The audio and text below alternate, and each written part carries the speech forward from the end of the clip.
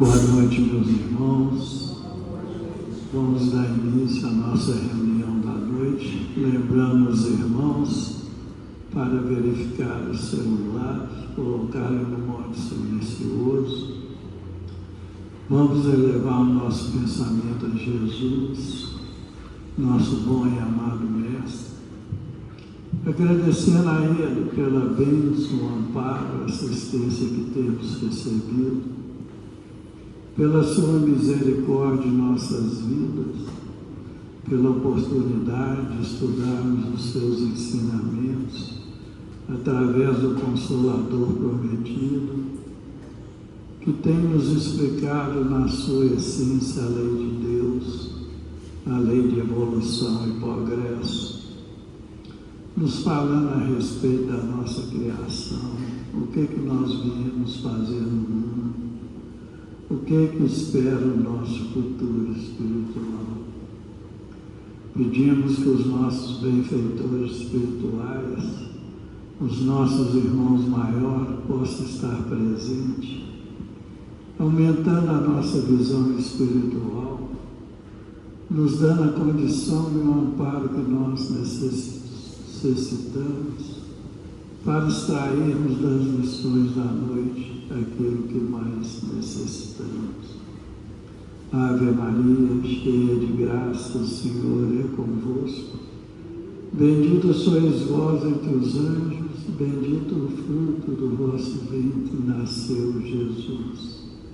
Santa Maria, Mãe de Jesus, rogai a Deus por nós, pobres pecadores, encarnados e desencarnados, hoje, agora e sempre, que assim seja. E em nome de Deus, nosso Pai, de Jesus, nosso bom e amado Mestre, e de Paulo de Tarso, patrão de nossa casa, de oração, estudo e trabalho, nós estamos iniciando a nossa reunião da noite, na santa e bendita paz do Senhor, que assim seja.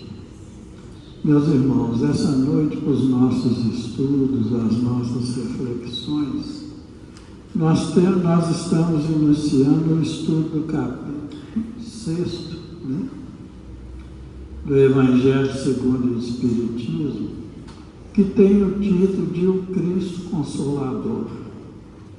E os estudos dessa noite se referem ao item 1 e 2.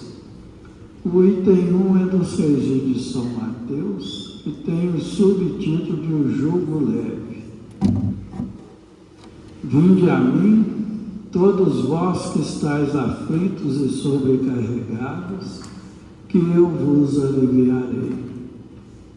Tomai sobre vós o meu jugo e aprendei comigo, que sou brando e humilde de coração, e achareis repouso para as vossas almas. Pois é suave o meu jugo e leve o meu fardo. São Mateus capítulo 11, versos 28 a 30. O item 2 é um comentário de Kardec sobre esse ensinamento, em que ele nos fala: todos os sofrimentos, misérias, decepções, dores físicas, perdas de entes amados, encontram consolação na fé no futuro, na confiança na justiça de Deus, que o Cristo veio ensinar aos homens. Sobre aquele que, ao contrário, nada espera após essa vida, ou que simplesmente duvida, as aflições caem com todo o seu peso e nenhuma esperança lhe mitiga o amargor. Foi isso que levou Jesus a dizer: vinde a mim todos vós que estáis fatigados, que eu vos aliviarei. Entretanto, faz depender de uma condição a sua assistência e a felicidade que ele promete aos aflitos. Esta condição está na lei por ele ensinada. Seu jugo é a observância dessa lei, mas esse jugo é leve e a lei é suave, pois que apenas impõe como dever o amor e a caridade. Conjugado com essas lições, nós temos a pergunta 963 do Livro dos Espíritos, sobre a intervenção de Deus nas penas e recompensas. É a pergunta 963, quando foi Kardec perguntou aos espíritos superiores: com cada homem, pessoalmente, Deus se ocupa? Não é Ele muito grande e nós muito pequenininhos para que cada indivíduo em particular tenha seus olhos alguma importância? Os espíritos superiores responderam: Deus se ocupa com todos os seres que criou, por mais pequeninos que sejam. Nada para a sua bondade é destituído de valor. Essa noite nós contamos com a colaboração dos nossos irmãos André Luiz e Lucas. Passando a palavra ao André.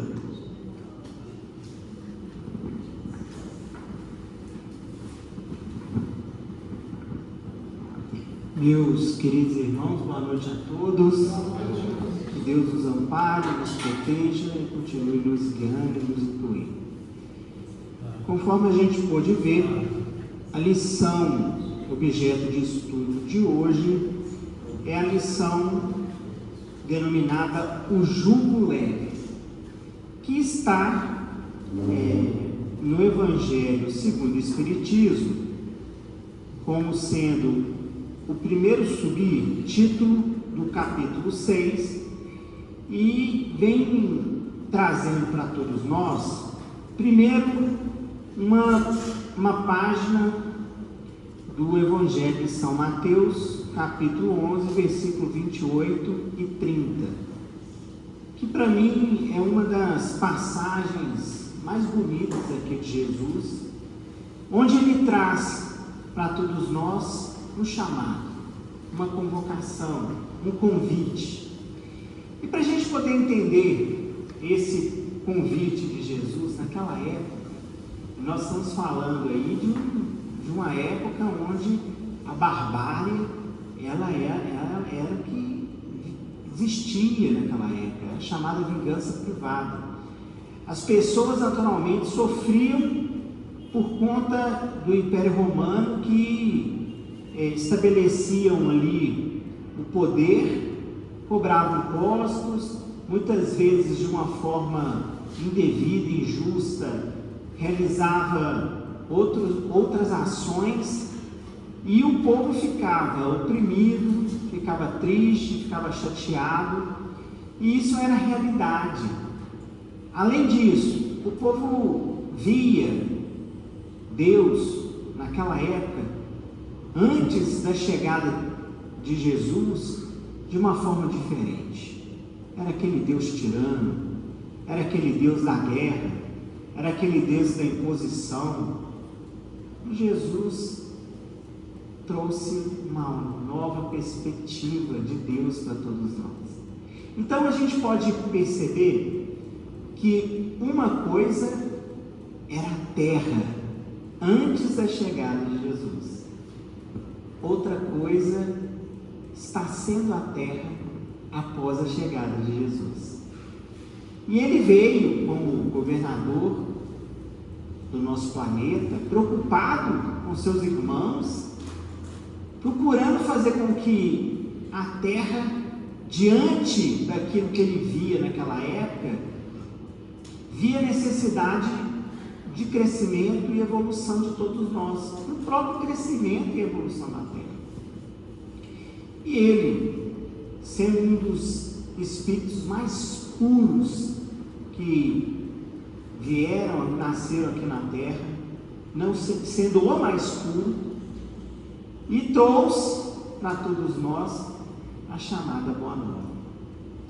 E aí, a partir do momento em que ele faz uma convocação dessa, ele demonstra para todos nós, inclusive para aqueles que ali estavam, que ele veio fazer diferente.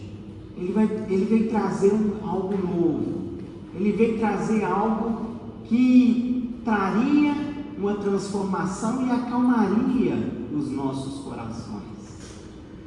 E lembrando que antes de Jesus a gente tinha os pagãos, que eram aqueles que adoravam vários deuses, eles eram politeístas. Depois que as coisas foram modificando, e aí com isso, com o tempo, eles se tornaram monoteístas, que eram aqueles que adoravam apenas um Deus.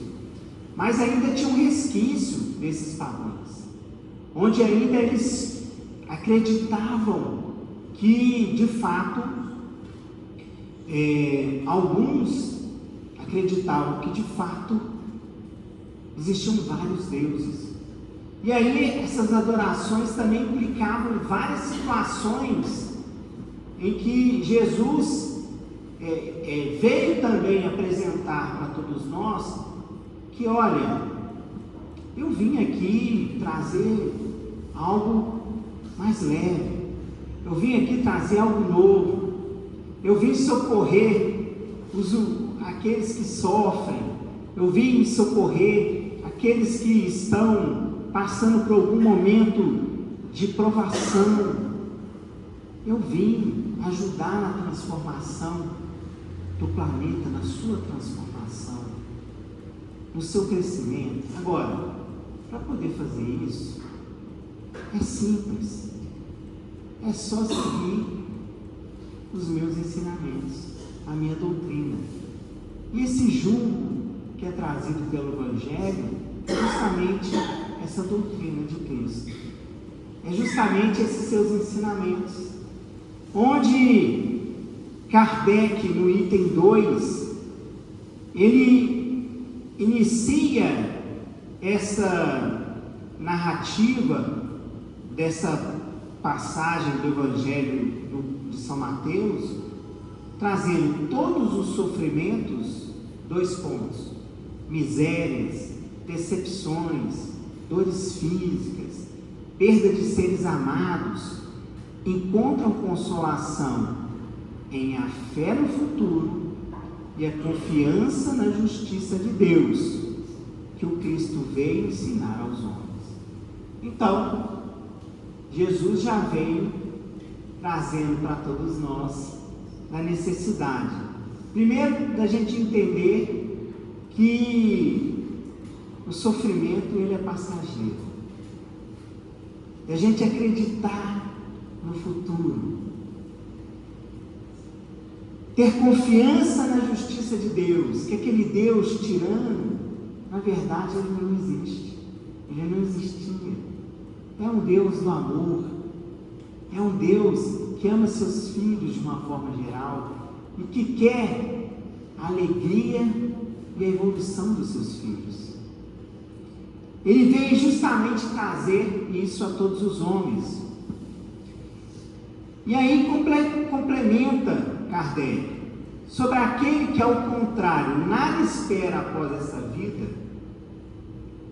ou que simplesmente duvida, as aflições caem com todo o seu peso e nenhuma esperança lhe mitiga o amargor.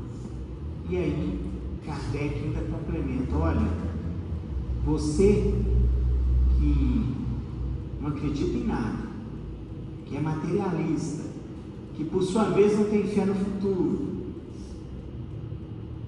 você sofre um pouco mais. E o ensinamento de Cristo, ele dá resignação para todos nós. Ele faz a gente acreditar no futuro, em algo bom.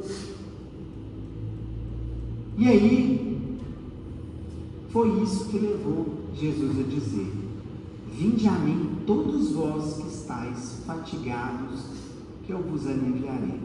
E o interessante é que Jesus não falou só isso. Bem-aventurados aflitos, eu sou o caminho, a verdade e a vida, eu sou a luz. Ou seja, Jesus, ele todo o ensinamento, e ele não escreveu uma palavra sequer. Quem escreveu foram os seus discípulos, aqueles que estavam com ele e aqueles que viveram e souberam das histórias dele. Mateus e João, que acompanharam Jesus na sua caminhada, logo que iniciou a sua trajetória, e Marcos e Lucas, que, tendo como base o Evangelho de Mateus e os vários ensinamentos que eles tiveram como oportunidade de estudar com Paulo de Tarso, eles conseguiram desenvolver também os seus evangelhos. E nessas passagens em que Jesus, as narrativas que são trazidas pelos seus discípulos, a todo momento Jesus ele traz uma mensagem que ele não vem para os sãos, mas sim para os doentes. Ele vem para os necessitados. E isso, de uma certa forma, conforta o nosso coração. Por quê? Por quê? Porque a partir do momento que temos fé nesses ensinamentos de Cristo, e que hoje são esclarecidos e enriquecidos pela nossa doutrina espírita, que é o Consolador que foi prometido e que foi que surgiu para poder trazer ainda mais luz a qualquer tipo de dificuldade, ou até mesmo para ampliar os nossos horizontes diante dos ensinamentos trazidos por Cristo há mais de 2000 anos atrás. E a partir do momento em que a gente faz a leitura, a gente estuda, a gente costuma entender o que é aquilo que está acontecendo, a gente assimila, a gente coloca em prática. A partir do momento que a gente vive esse ensinamento de Cristo, a nossa vida modifica. Diante de toda e qualquer provação, nós temos a possibilidade de passar esse momento difícil de uma forma diferente. Por quê? Porque pacifica o nosso coração. E o que pacifica o nosso coração? A nossa fé, que por sua vez é a nossa fidelidade com esses ensinamentos que foram trazidos. E fé é fix, que significa fidelidade aos ensinamentos de Deus, e que foram trazidos por Jesus para poder traçar uma nova caminhada e escrever uma nova história na vida da humanidade após a sua chegada. E ele não ficou apenas nas palavras, mas a todo momento ele exemplificou na sua vida. Nasceram na manjedoura, ao lado, da forma mais humilde, ao lado dos animais, crescendo com seus pais, Maria e José, realizando aí a piedade filial, honrar pai e mãe, procurando entender os ensinamentos na época, procurando fazer com que a sua vida fosse guiada desde o início até o final de uma forma coerente, porque os seus exemplos hoje são determinantes para que a gente possa também transformar a nossa vida. Imagine vocês, um homem, Jesus, o Espírito evoluidíssimo, o ser mais puro que teve e passou aqui na terra, morreu do jeito que morreu, sendo capturado, torturado e morto da pior maneira possível, no meio de dois ladrões. E mesmo assim, diante daquele momento de sofrimento terrível, ele ainda pediu a Deus que nos perdoássemos, porque não sabíamos o que estávamos fazendo. Então, Jesus, ele, dentro de tudo aquilo que ele proporcionou para todos nós, Ele de fato é o caminho, a verdade e a vida. Ele é nosso timão, nossa bússola, e faz com que, diante desses momentos de sofrimento, nós possamos ter fé no futuro e acreditar na existência de algo positivo e bom na frente. Mas para que isso aconteça, o que a gente precisa fazer? A gente precisa agir. A gente precisa colocar em prática. Por quê? Porque a gente sabe que a fé é importante. É importante. O conhecimento é importante? É muito importante. Mas a fé sem obra, ela é morta. A gente precisa colocar em prática os ensinamentos que nós temos a oportunidade de aprender com o Evangelho segundo o Espiritismo, com todas as obras que são psicografadas por Chico Xavier, por toda a codificação do Kardec, onde, a partir do momento que a gente tem esse conhecimento, a gente amplia o nosso horizonte, fazendo com que algo que era não esclarecido por nós, torne-se esclarecido. Mas aí, cuidado, porque muito será cobrado e quem muito receber. E a partir do momento que nós temos esse conhecimento, a gente precisa de fato, primeiro, tocar o nosso coração sobre a necessidade da mudança. Essa nossa mudança. Não é à toa que nós estamos aqui na Terra, vivendo num mundo de expiação e prova. Não é à toa que nós nascemos no lar em que nascemos. Não é à toa que nós convivemos com as pessoas que estamos convivendo. Tudo tem um propósito a nossa vida. As nossas aflições, muitas vezes elas são causadas por nós mesmos no passado. E quando a gente reencarna aqui na Terra, para poder ter a oportunidade de crescer e fazer diferente, é hora de colocar em prática. E as aflições atuais que são causadas durante a nossa reencarnação, muitas vezes são causadas por nós mesmos,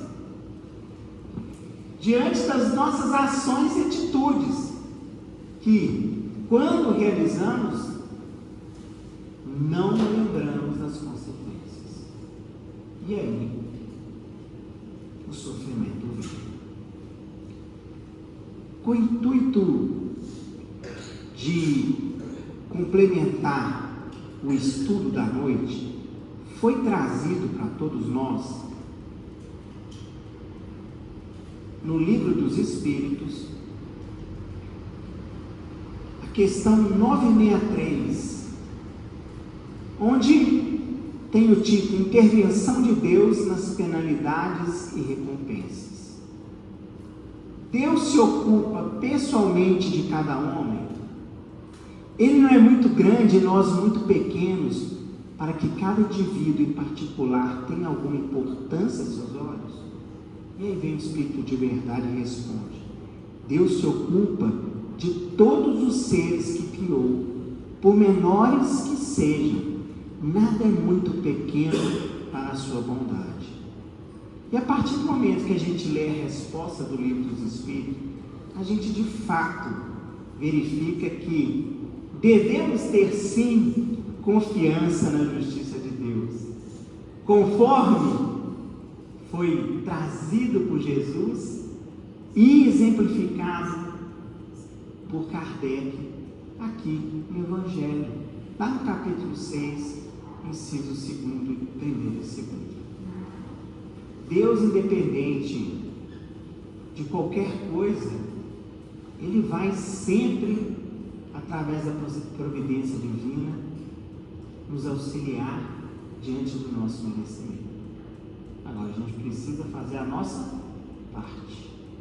A gente precisa merecer para que as coisas aconteçam. Mas as nossas orações, e como que a gente conversa com Deus? Através da prece.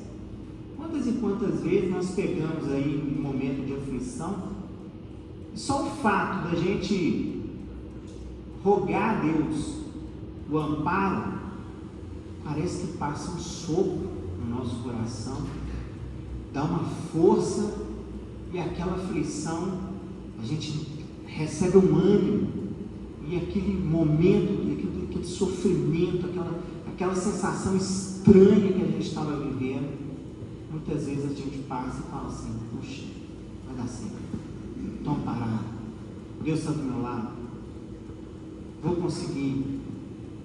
Uma oração, olha o poder que a oração tem na nossa vida, e é a forma que Deus tem para nos auxiliar, porque quando nós chamamos e conversamos com Ele por meio da oração, essa nossa oração, da forma como foi feita, medindo o nosso merecimento, ela vai ser atendida.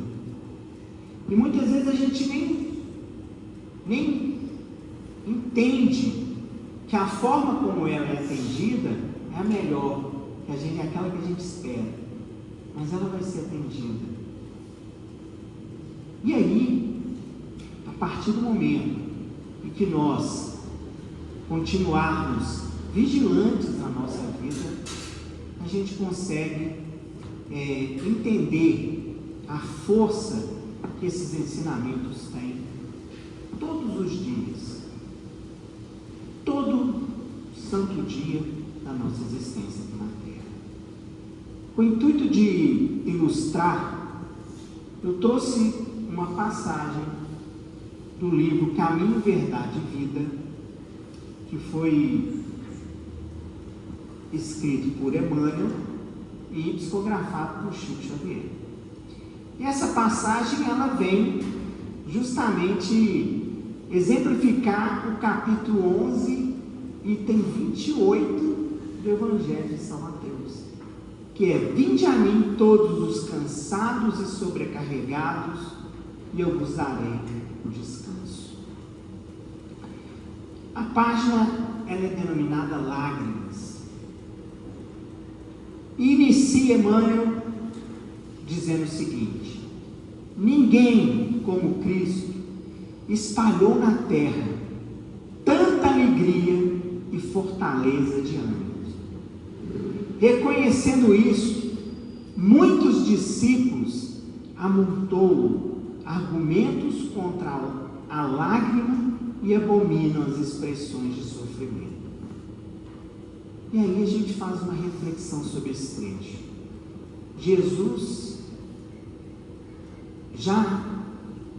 Nós já temos aí 2025 anos da existência de Jesus na Terra, e até hoje nós falamos dele, até hoje temos ele como nosso mentor, como aquele que a gente vai seguir, e a todo momento ele é, para todos nós, motivo de fortaleza e ânimo. Os seus ensinamentos faz com que a gente realize uma reflexão na nossa vida para nos transformar e ao mesmo tempo para poder acalmar o nosso coração diante das aflições. Diferente disso, a gente analisa várias outras pessoas importantes que passaram na Terra. E detalhe, repetindo, Jesus escreveu uma palavra sequer. Se a gente for analisar na história da humanidade, quantas pessoas passaram na Terra e foram esquecidas e estão ali lembradas apenas nos livros empoeirados deixados nas bibliotecas? Grandes imperadores que dominaram na época do Império Romano, grandes imperadores que também dominaram na época das navegações, e que, por sua vez, passaram, são lembrados, mas foram esquecidos. Jesus é lembrado todo dia, e de fato ele vai ser lembrado de uma forma positiva, gerando ânimo para todos nós. O paraíso já estaria na terra se ninguém tivesse razões para chorar, Considerando assim, Jesus, que era o mestre da confiança e do otimismo, chamava ao seu coração todos que estivessem cansados e oprimidos sob o peso de desenganos na terra. E é verdade, hoje nós estamos vivendo ainda um mundo de expiação e drogas. Muitos choram, muitos sofrem. A terra ainda é um mundo que ainda precisa melhorar bastante. Nós ainda, em pleno século XXI, nós ainda temos notícia de que países estão sendo bombardeados. E hoje, com novas tecnologias, o homem bombardeia de uma forma diferente, mais covarde ainda. Por conta de quê? Por conta de egoísmo, que ainda está presente na terra, por conta de orgulho, por conta de de vaidade, de todo e qualquer sentimento de ambição, de dominação, que querem fazer algo acontecer na base da violência. Então a gente imagina que, de fato, existem pessoas que sorriem, mas ainda existe muito atraso na terra. E, na verdade, Jesus é o único que vai fazer com que possamos ter a verdadeira felicidade no meio dos seus ensinamentos. Não amaldiçoou os tristes, convocou-os à consolação. E olha, numa época em que Jesus veio, era uma época de pura segregação, onde os judeus muitas vezes não conviviam com os gentios, onde o Império Romano achava que era superior a todos, onde um que estava doente, dependendo da doença, ele era isolado no Vale dos Imundos para poder morrer lá a êxodo, onde as pessoas eram apedrejadas quando cometiam uma determinada falta. O apedrejamento era até a morte, onde não se tinha a possibilidade de um diálogo, mas o mais forte sobressaía no mais fraco. E isso, nessa época, Jesus amparou a todos e mostrou que todos nós somos irmãos perante a Deus. Jesus, ele trouxe a fé no coração das pessoas por meio do seu exemplo com esses que eram perseguidos e que sofriam, por meio da parábola, contando histórias onde protagonistas das suas parábolas eram aqueles que eram considerados hereges, como o samaritano. Então Jesus, ele veio trazer algo diferente de fato. Então por isso que ele não amaldiçoou os doentes, ele curava os doentes. Ele não amaldiçoava e nem condenava aqueles que faziam algo ruim, mas pelo contrário, ele tentava acolhê-los e mostrar para eles, ele não era conivente com algo ruim, mas ele mostrava para aqueles que estavam ali em sua volta que ele devia mudar de vida. E quantas pessoas mudaram de vida por conta desse Deus? Quantas pessoas modificaram a sua história e foram inclusive seguir Jesus por conta dos seus ensinamentos, do seu magnetismo, do seu poder de cura? Então, de fato, ele não amaldiçoou os tristes, mas convocou a sua consolação. E quando nós falamos isso, nós estamos falando em grandes proporções naquela época, e a gente percebe que, de fato, hoje vivemos isso. Muita gente acredita na lágrima como sintoma de fraqueza espiritual. No entanto, Maria soluçou no Calvário. Pedro lastimou-se depois da negação. Paulo mergulhou-se em pranto às portas de Damasco. Os primeiros cristãos choraram nos círculos de martírio, mas nenhum deles derramou lágrimas sem esperança. Pratearam e seguiram o caminho do Senhor, sofreram e anunciaram a boa nova da redenção, padeceram e morreram leais na confiança suprema. O cansaço experimentado por amor a Cristo converte-se em fortaleza às cadeias levadas e ao seu olhar magnânimo. Transformaram-se em laços divinos de salvação. Caracterizam-se as lágrimas por origens específicas. Quando nascem da dor sincera e construtiva, são filtros de redenção e vida. No entanto, se procedem do desespero, são venenos mortais. Então, essa lição, ela vem trazer uma reflexão para todos nós. E vem nos convocar a seguir Jesus e procurar mudar a nossa vida. Que Deus nos ampare, nos proteja. Muito obrigado a todos. Meus irmãos, boa noite a todos. Hoje nós, conforme a gente pôde ver na primeira parte, com a ajuda do nosso amigo André, nós estamos começando o estudo do capítulo 6 do Evangelho segundo o Espiritismo.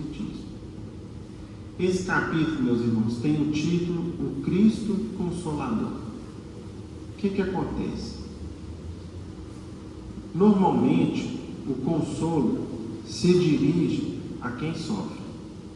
Portanto, se muitas vezes a nossa vida corre sob relativa tranquilidade, estando mais ou menos em ordem nas questões de saúde, manutenção nossa, de renda, de condições de sobrevivência, da presença de entes queridos, quando as coisas estão sob relativa normalidade, a gente ainda não compreende muito a força que tem o Evangelho do Cristo na qualidade de consolador.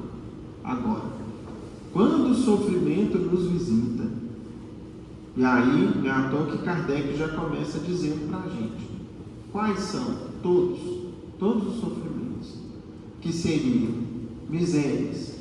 Portanto, quando a gente passa às vezes uma situação de penúria material, na qual a gente escuta um filhinho pedindo a gente: pai, mãe, eu estou com fome, e às vezes a gente não tem o que dar, o sofrimento está batendo na nossa porta. Ou quando a gente tem uma forte decepção na nossa vida, com aquelas pessoas que estão à nossa volta, às vezes uma decepção forte de um pai para com o filho, ou dos filhos para com seus pais, ou no ambiente de trabalho, ou entre aqueles especialmente que são amigos nossos, que a gente esperava uma determinada conduta, a pessoa age de maneira surpreendente, que a gente para e pensa: meu Deus, como é que a pessoa é capaz de fazer isso? O sofrimento nos visita. Quando as dores físicas nos tocam, ou seja, num quadro de uma enfermidade mais grave, quando às vezes a gente está padecendo ali uma cólica fortíssima, quando a gente está com um mal-estar muito grande, às vezes tomando um analgésico mais forte que a gente pode pensar, ou com uma dor crônica que nos acompanha há meses ou anos, o sofrimento está nos chamando. E finalmente, o quarto exemplo dado por Kardec: quando saem de nossa companhia seres que a gente ama muito, quando a gente não tem mais ao nosso lado um pai, que é para nós um farol, guia e modelo, um amigo, uma mãe, que significa o afeto, o acolhimento, o carinho, ou um filhinho ou uma filhinha, que todos aqueles que são pais e mães na terra, eu acho que se a gente se nos perguntasse o que você jamais gostaria de passar, talvez a primeira resposta fosse essa: eu não gostaria de perder um filho meu. A gente é uma dor muito intensa. Pois bem, meus irmãos, quando tudo isso nos toca na vida, em algum momento, uma ou outra situação dessa, ou outras que não estão relacionadas por Kardec, podem nos alcançar, é que faz sentido o que Jesus disse ao final do capítulo 11 do Evangelho de Mateus, quando o Mestre falou assim: vinde a mim, todos vós que estáis aflitos e sobrecarregados, que eu vos aliviarei. Imagine a gente passando por qualquer situação dessa e de repente a gente encontra alívio, encontra paz. Se algo nos tira aquele peso enorme e nos faz compreender aquela situação ou a vida como um todo de maneira diferente. É o que o Cristo promete. Todos vocês que estão sofrendo, que estão aflitos e sobrecarregados, Jesus promete: venham até mim, que eu dou alívio. Eu ofereço alívio. E continua Kardec comentando essa primeira afirmativa do Cristo, esse convite do Mestre. Todos os sofrimentos encontram consolo na fé no futuro, na confiança na justiça de Deus que Jesus vem ensinar aos homens. Por quê, meus irmãos? Vamos compreender agora. Muitas dessas situações não fazem sentido para nós se nós analisarmos somente a vida atual. Algumas não fazem o menor sentido. Por exemplo, quando um sofrimento se abate sobre uma criança recém-nascida. A criança acaba de nascer com uma enfermidade que vai limitá-la para a vida toda. O que explica aquilo? Então, tem muitas situações, muitos sofrimentos, muitas dores que a gente não encontra explicação ou razão para a ocorrência delas. Não é à toa, meus irmãos, vejam que interessante. Vocês observam que a gente tem feito um esforço de entender o contexto bíblico de uma determinada citação que Kardec traz ao Evangelho segundo o Espiritismo. Qual que é o contexto bíblico? O que consta naquele capítulo, naquela parte específica da Bíblia, para a gente então entender a coisa de uma maneira mais ampla, o ensino do Cristo de uma maneira mais ampla. Pois bem, justamente esse trecho está no final do capítulo 11 do Evangelho de Mateus. Se a gente pega o início do capítulo 11, o que é narrado aqui por Mateus? O seguinte: que João Batista estava preso e ele então mandou 2 de seus discípulos procurarem Jesus para confirmar se de fato ele era o Cristo. No fundo, meus irmãos, aquilo tinha um objetivo didático, de deixar uma missão, porque João Batista já conhecia a natureza do Cristo há muito tempo. Basta a gente ver por aí, no livro Boa Nova, o capítulo 3º ou 2º, se eu não me engano, que tem lá Jesus e João Batista.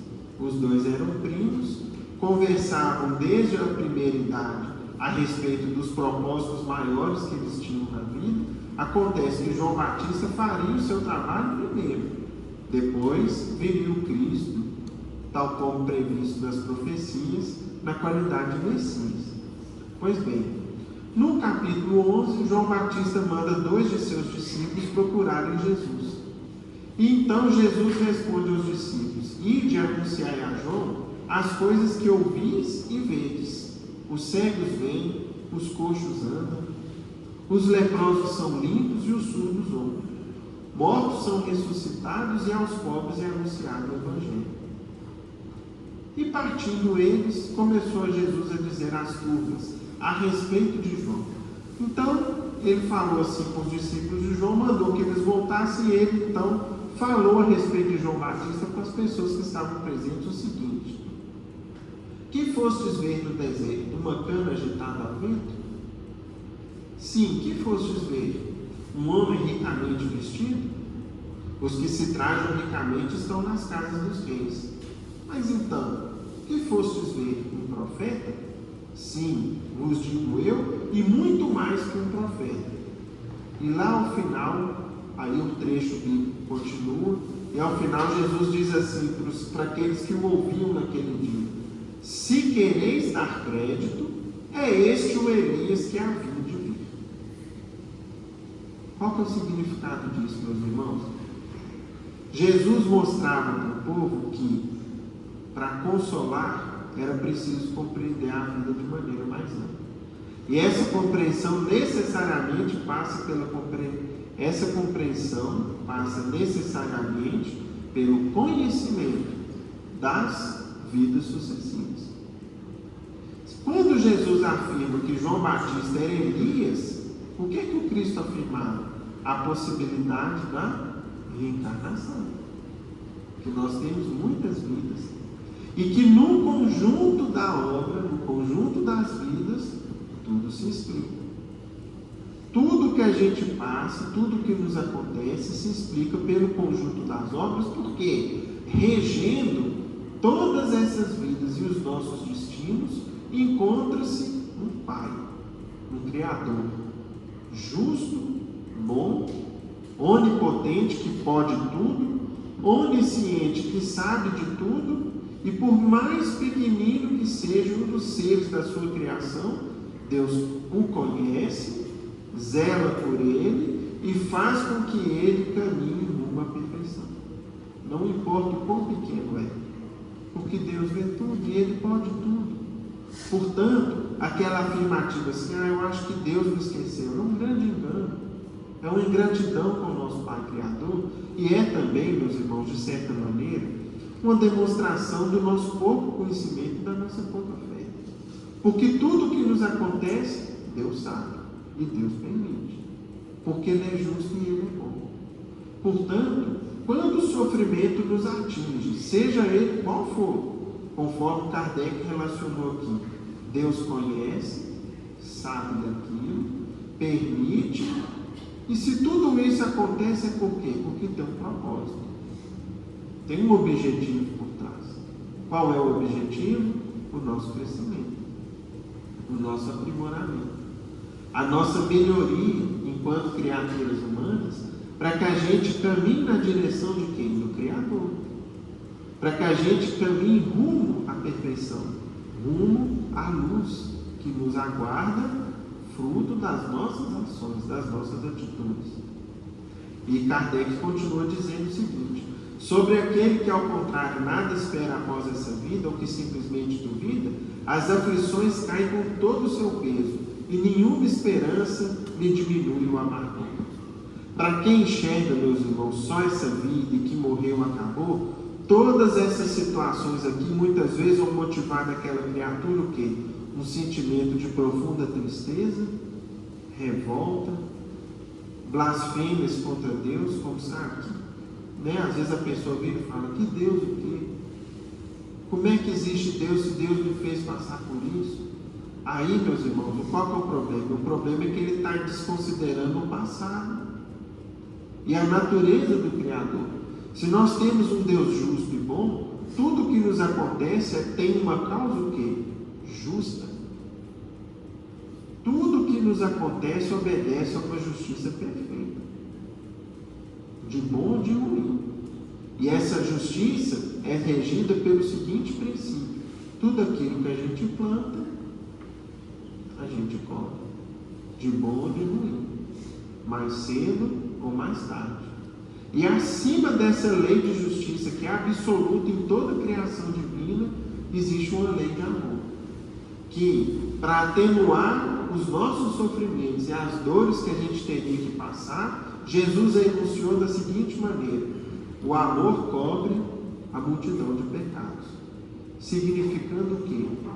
Todas as dores que nós plantamos e que a gente teria que colher, nós temos uma alternativa. Qual que é a alternativa?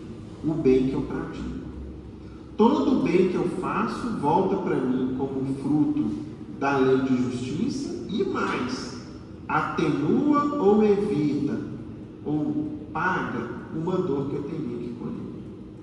Portanto, essa visão da eternidade da vida como um todo, que Jesus introduziu a partir da questão de João Batista e Elias, afirmando, ou seja, o Cristo diz o seguinte: olha, se vocês quiserem acreditar, porque não é fácil de entender, e não é à toa que depois ele prometeu que enviaria um Consolador para nos explicar isso melhor, Mas se vocês quiserem acreditar, João Batista é Elias que voltou. É Elias reencarnado num novo corpo de carne. O Cristo introduziu, comentou isso, para ao final falar do consolo que ele nos prometia a todos. Só que aí, meus irmãos, muitas vezes, quando a gente se depara com essa parte do Evangelho, às vezes a gente fica aqui na primeira parte e não avança para o complemento. Ou seja, eu vou procurar o Cristo, as suas lições, o seu Evangelho, iluminados pela doutrina espírita, e isso vai me trazer consolo, vai me trazer paz, vai me trazer esclarecimento. E eu não posso me esquecer do que vem depois, imediatamente após a promessa de Jesus. O que o Cristo disse? Tomai sobre vós o meu jugo, e aprendei comigo, que sou brando e humilde de coração, e achareis repouso para as vossas almas. Pois é suave o meu jugo, e leve o meu fardo.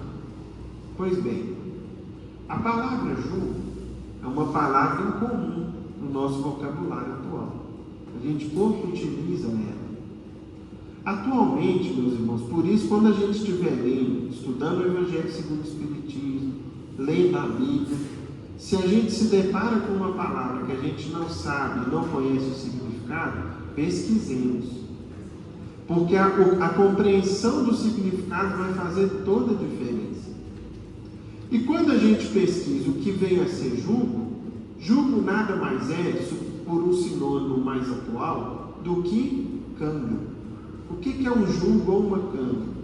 É um instrumento de madeira, uma peça de madeira, assentada sobre a espádua, sobre o pescoço dos bois, para atrelá-los a uma carroça ou arado. Então vamos lá. Antigamente, no nosso país, se a gente voltasse aí no tempo, uns 80 anos, quem conviveu na roça ou já ouviu falar as histórias de quem vivia no campo há 80 anos atrás ou mais, vai se lembrar aí que o principal meio de transporte era exatamente o quê? O carro de boi. E tem muitas músicas aí, na música popular brasileira, na música caipira, que fala sobre o carro de boi, a melodia que ele faz, porque ali no que ele vai rodando, ele vai cantando ali, fruto do atrito de uma peça de madeira com a outra.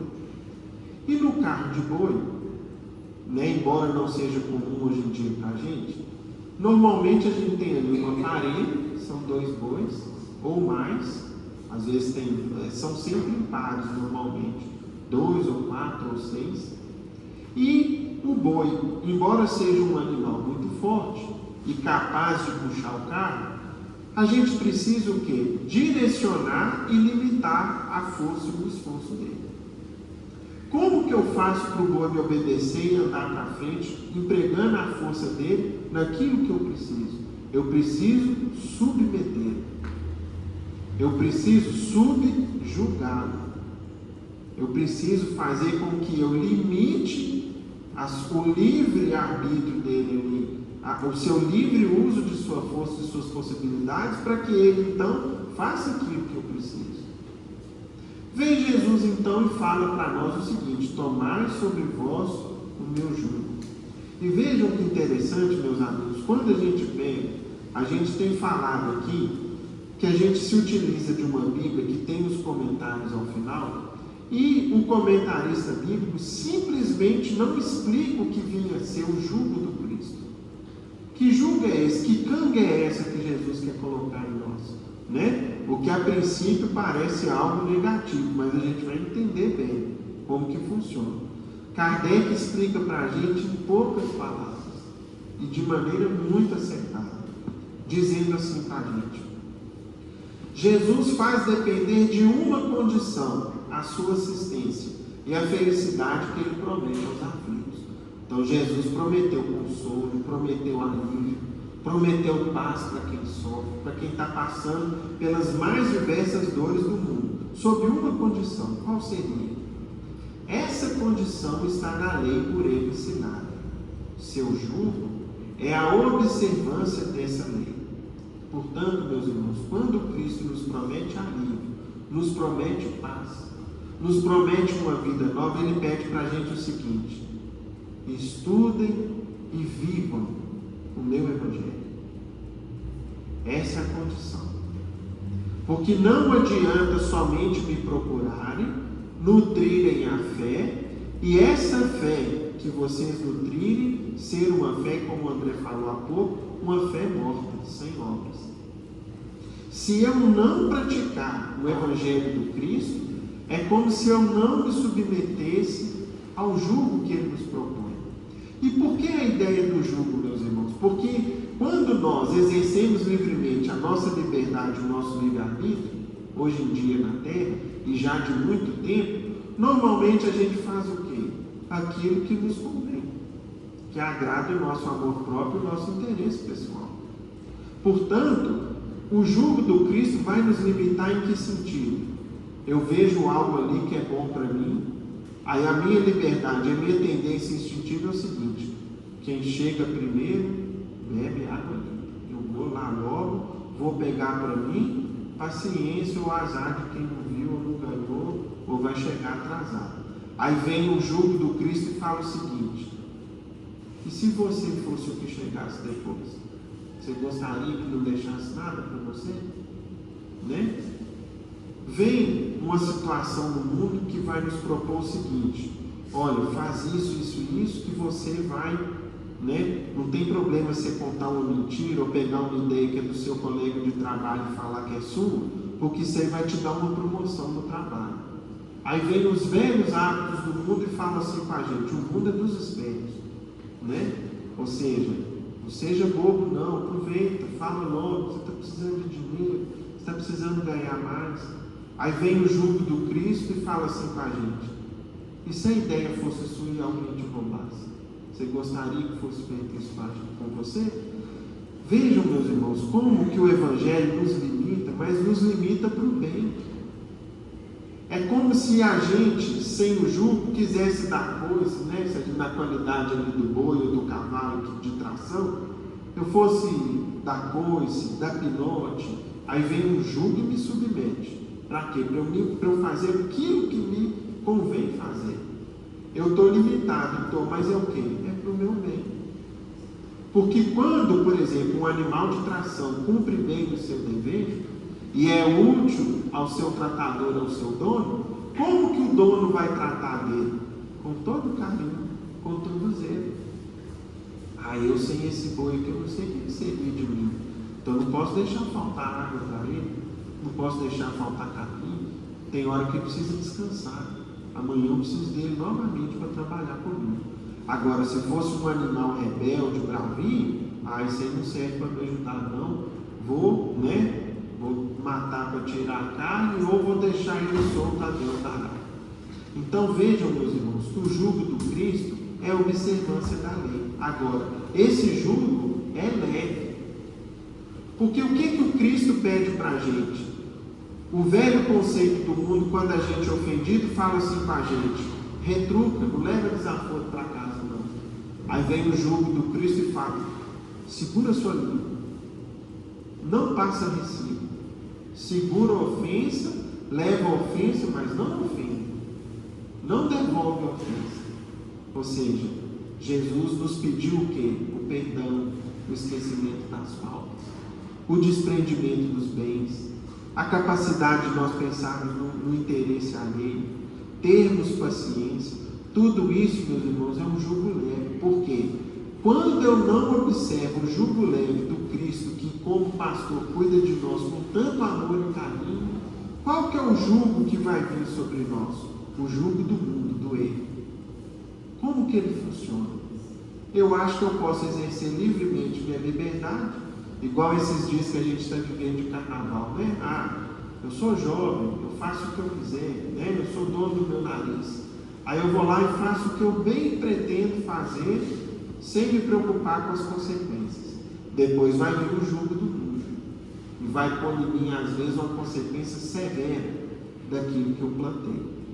Então, o jugo, ou seja, a canga do pecado, a canga do erro que a gente ainda pratica, por estarmos afastados do Cristo, do seu Evangelho, é muito mais pesado e difícil do que o jugo do Cristo, que vai limitar as nossas ações para que a gente então faça o bem, perdoe, ame mais, pense mais no interesse do outro, nos coloquemos no lugar do outro, ao invés da gente simplesmente sempre colocar em primeiro lugar o quê?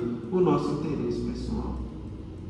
Nós trouxemos, meus amigos, uma lição que muitas vezes a gente conta para os nossos alunos da escola de evangelho ou no culto do evangelho no lar, e que vai mostrar exatamente isso para a gente. Muitas vezes, em determinada altura da nossa vida, quando o sofrimento nos visita, ou após muitos anos de desenganos, de lágrimas, de dificuldades de toda ordem, a gente resolve procurar o Cristo, procurando paz, procurando consolo, procurando socorro para a nossa alma que está enferma, que está sangrando por dentro. Só que após procurar o Cristo, nós temos que lembrar o seguinte: Jesus alivia, mas ele pede uma vida nova. Não procure o alívio do Cristo e continue agindo como você sempre agiu. É o que o Cristo nos fala. A partir do momento, eu alivio, eu te dou paz, te dou esperança, te dou alívio, mas viva de acordo com o Evangelho. Seja uma nova criatura. E é isso que nós vamos ver aqui agora.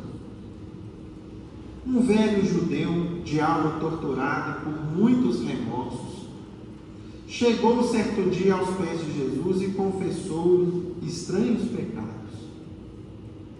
Valendo-se da autoridade que detinha no passado, havia despojado vários amigos de suas terras, arremessando-os à ruína total e reduzindo-lhes as famílias a doloroso cativeiro.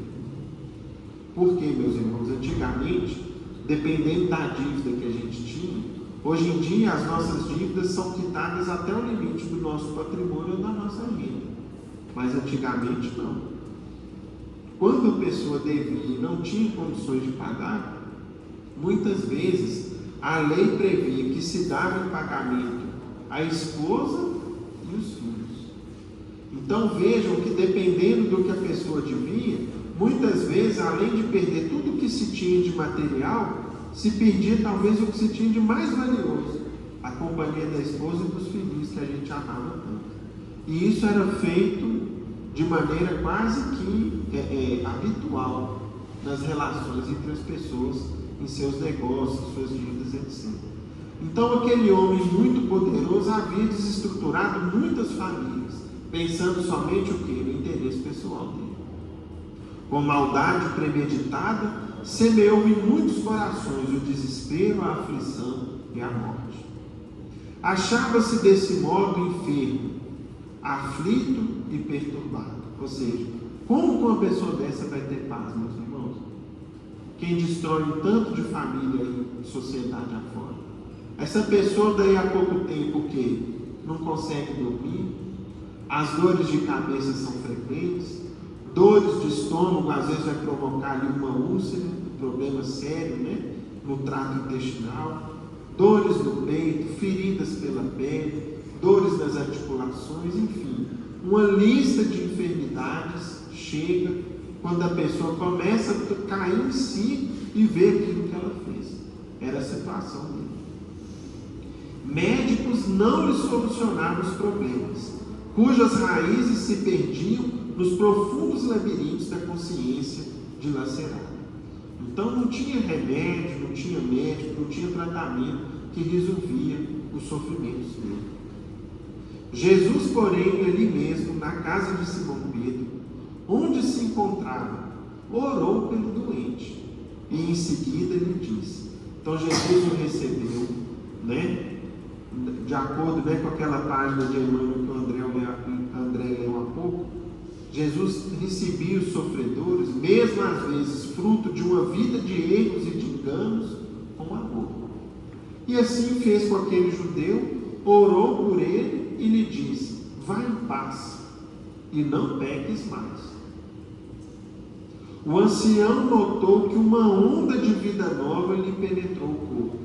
Sentiu-se curado e saiu rendendo graças a Deus. Então Jesus, meus irmãos, naquele instante o curou. Ele sentiu um alívio impressionante, quase que um milagre. Meu Deus, que maravilha! Passou minha dor de cabeça, minha dor de estômago, mas como eu estou leve, como eu estou bem. Só que o Cristo falou com ele: vai em paz e não peques mais. Ou seja, tem uma vida nova, meu filho. Daqui para frente precisa ser diferente. Parecia plenamente feliz quando, ao atravessar a extensa fila dos sofredores que esperavam pelo Cristo, um pobre mendigo, sem querer, pisou-lhe num dos carros que traziam os pés. Então, no meio da multidão, um homem infeliz também, que esperava ali ser socorrido por Jesus, sem querer pisou num carro que ele tinha nos pés. O enfermo restaurado soltou um grito terrível e atacou o mendigo a bengaladas. Estabeleceu-se grande tumulto. Então começou um alvoroço danado, ele atacando, agredindo aquele infeliz homem que pisou sem querer no pé dele.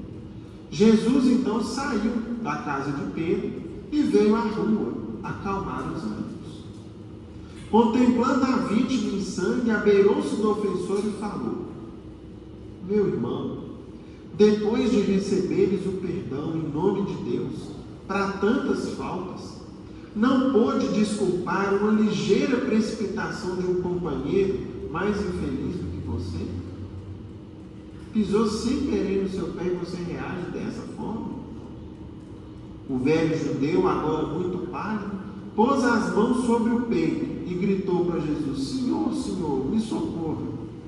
Sinto-me adoecer de novo. Que dor terrível no peito. O que é isso? Eu estava tão bem e volto a sentir mal dessa maneira. Mas Jesus apenas respondeu muito triste: isso, meu irmão, é o ódio e a cólera que outra vez você chamou para o seu próprio coração. E ainda hoje, isso acontece a muitos que, por falta de paciência e de amor, adquirem amargura, perturbação e enfermidade. Então, meus irmãos, aqui termina essa história ditada pelo Espírito Meimei e que ilustra para a gente essa lição do jugo leve. Jesus nos alivia, nos consola, nos traz paz, nos dá um incentivo, um convite novo para uma vida completamente diferente. Mas ele vira e fala para a gente assim: não peques mais. Tem uma vida nova daqui por diante. Leia, estude e viva o meu Evangelho. Que aí essa sensação de paz, essa cura continuarão com você. Que o Mestre nos ampare e nos abençoe a todos.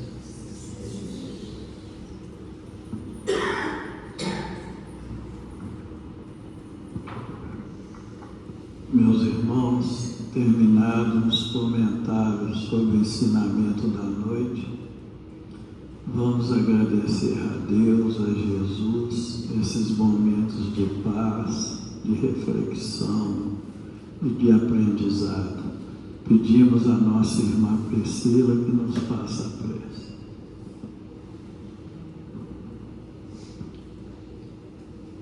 Pai de infinito amor e bondade, Jesus, nosso bom e amado Mestre, amigos e benfeitores espirituais, nós agradecemos por esses momentos de aprendizado e pedimos a espiritualidade amiga que continue nos acompanhando na nossa caminhada para nos fortalecermos no bem, nos esforçarmos a cada dia em sermos criaturas melhores. Que, levando esses ensinamentos conosco, possamos encaminhá-los aos nossos irmãos e irmãs que estiverem necessitados, tendo condições e permissão divina para isso. Que assim seja. E com essa prece de agradecimento, nós estamos encerrando a nossa reunião da noite na santa e bendita paz do Senhor, que assim seja. Os irmãos que forem receber o passe, pedimos que formem a fila. Amém.